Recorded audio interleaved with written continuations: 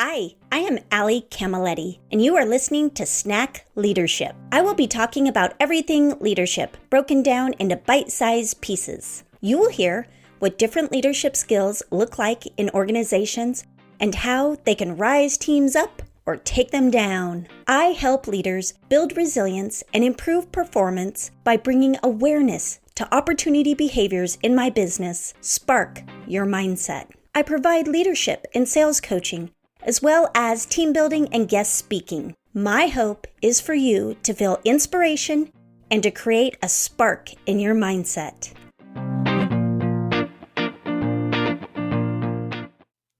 Hi everyone. Today I am talking about voice.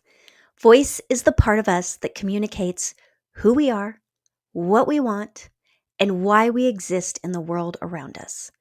It is an intrinsic tool that allows us to be expressive, be heard, be understood, and be seen. So there was a great interview with Dina Cam on Voice, who I adore her so much. And I'm going to talk a little bit more about my journey with her. But I'm going to share where it starts. And she alluded to this when she opened in the interview, and it's our childhood. Everybody's different on what happened with them in their childhood. But I am here to say my childhood voice squashed.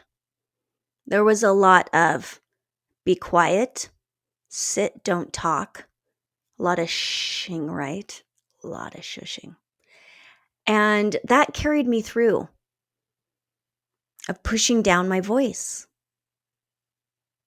When I was younger, I actually wanted to be an actress. I loved drama because it allowed me to have a voice.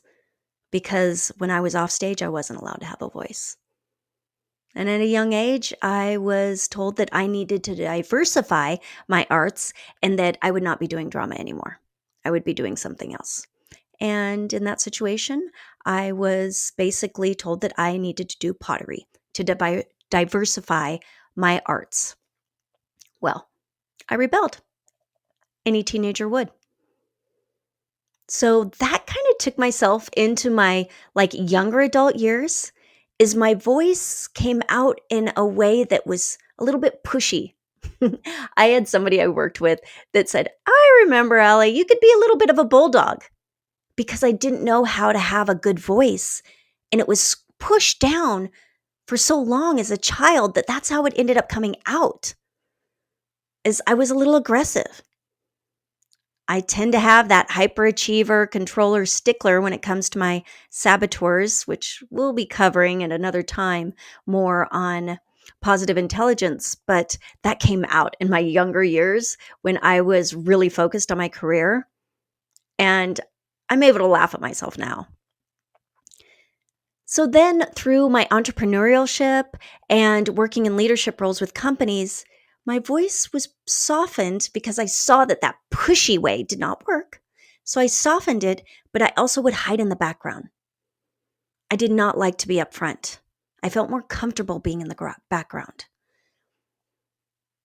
Well, then I started in this business, and I could still be in the background a little bit, guiding from a quiet place in the leadership growth that I was expressing and coaching people on, and definitely in sales.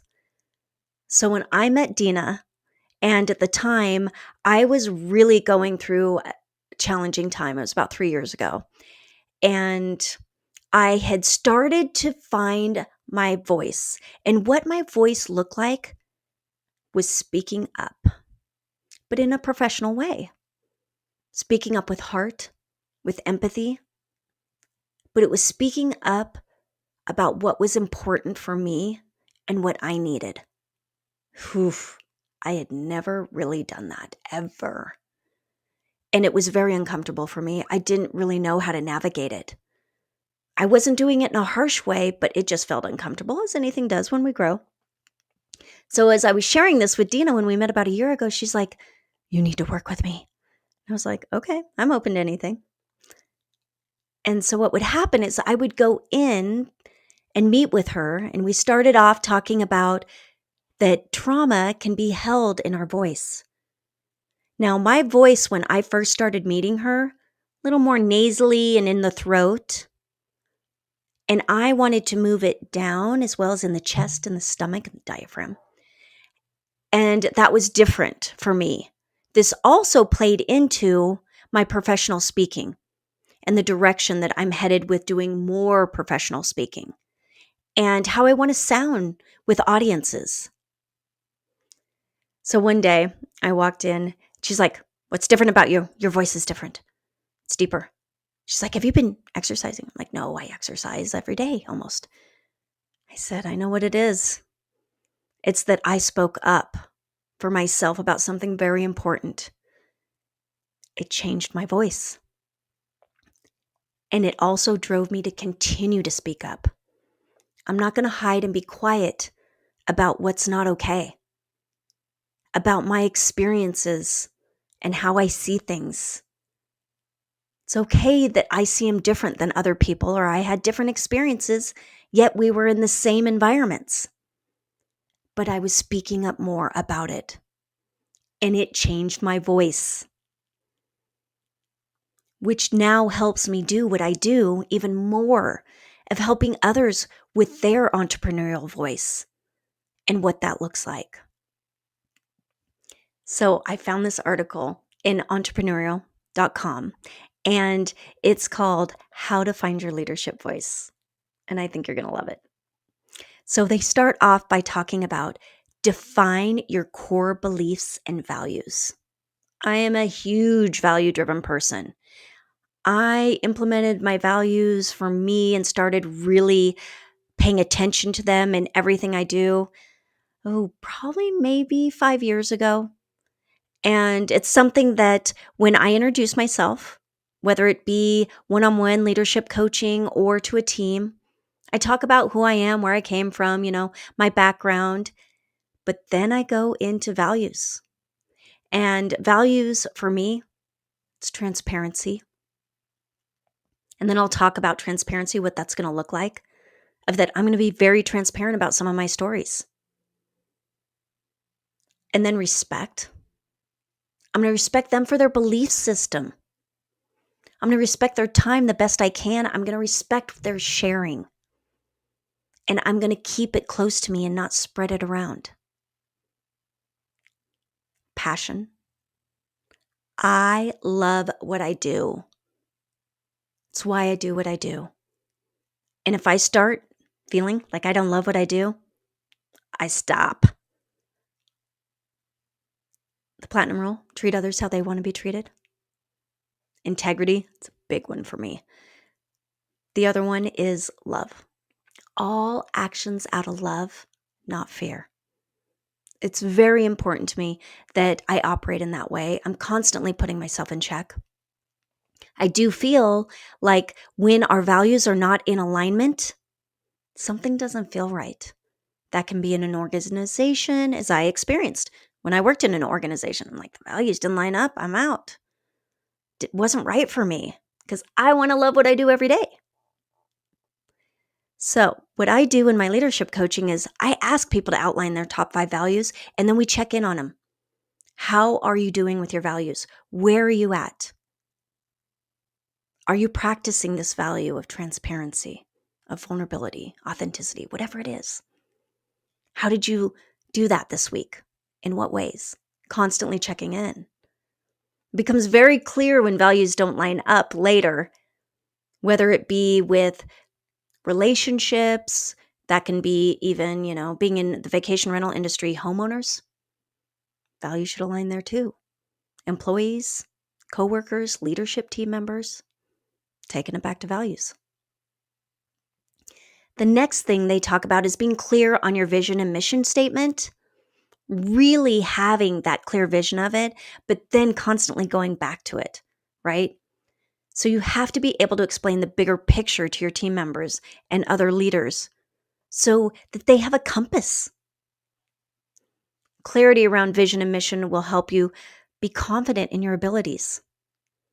This means making decisions quickly, confidently, without second guessing yourself. It also means standing up for what you believe in, that voice, even when others may not agree with you. That's okay. You're going to respect. We'll agree to disagree. That's okay. But building that confidence is crucial with your leadership voice. For me, it's my branding statement. My branding statement is, Allie helps leaders build resiliency and improve performance by bringing awareness to opportunity behaviors and sparking mindsets. Opportunity behaviors, sometimes people get hung up on, so I'll go into it a little bit. What that looks like for me is there's a behavior that's coming out in your leadership, your communication, whatever it is, that is not really working for you. So how can we look at that in more detail? A very common one that I run into is the saboteur pleaser, right? We're hospitality, it's all about pleasing.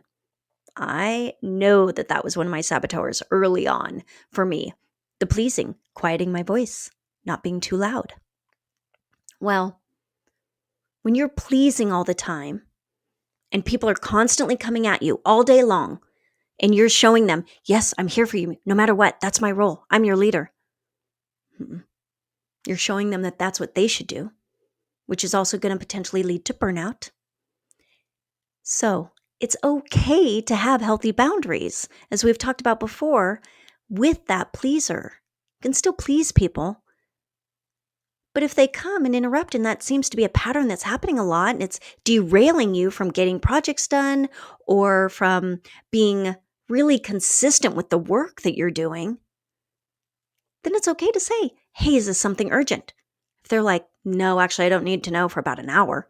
Awesome. Can you come back in like 20 minutes? I just want to wrap up this project. That's showing respect. It's communicating. It's honoring their needs.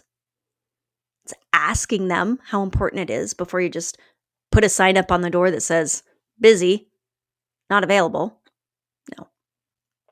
It's also showing them how they can do it later because they are learning from you. That's why you're leading. Be a good listener. Absolutely. I am a big fan. 2 questions. 2 questions in leadership, 2 questions in sales, open-ended questions. I think they're gold. So how do we become a good listener? We ask those open-ended questions, and then we listen to hear, not to respond. We know we're human. When we're listening, it's all about our response. What am I going to say? How am I going to respond to this? Nope. It's okay to fully listen to and be like, I want a little time on that. Can I come back to you? Absolutely. Or you just ask more questions. It leads them to the answer and they end up handling it themselves. But it's so key. Doesn't mean you always have to agree with what they're saying. But it's important to understand their perspective and where they're coming from. I mean, effective communication is a big part of leadership, right? It is the key to success as a leader. So you need to be able to communicate your vision and mission to others and give clear instructions and feedback. It's also important to be open to communication from others in order to understand their needs and concerns. The next point they make, which, surprise, surprise, I love it. Empathy. Be empathetic. So, what does this look like? Your job as a leader is to inspire others and grow. Empathy is important as a leader because it allows you to connect with others on a deeper level. It also helps you understand the needs and concerns of your team members, which can help you empower them and contribute to their overall success. With that is self-love. It's essential.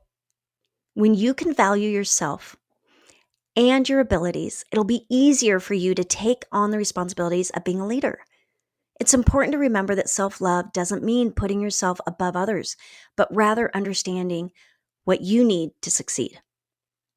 As a leadership coach, I practice a ton of self-care because I want to be able to be totally present, listen, and guide, and I tend to be a very intuitive coach, them in what they're meant to have and the direction.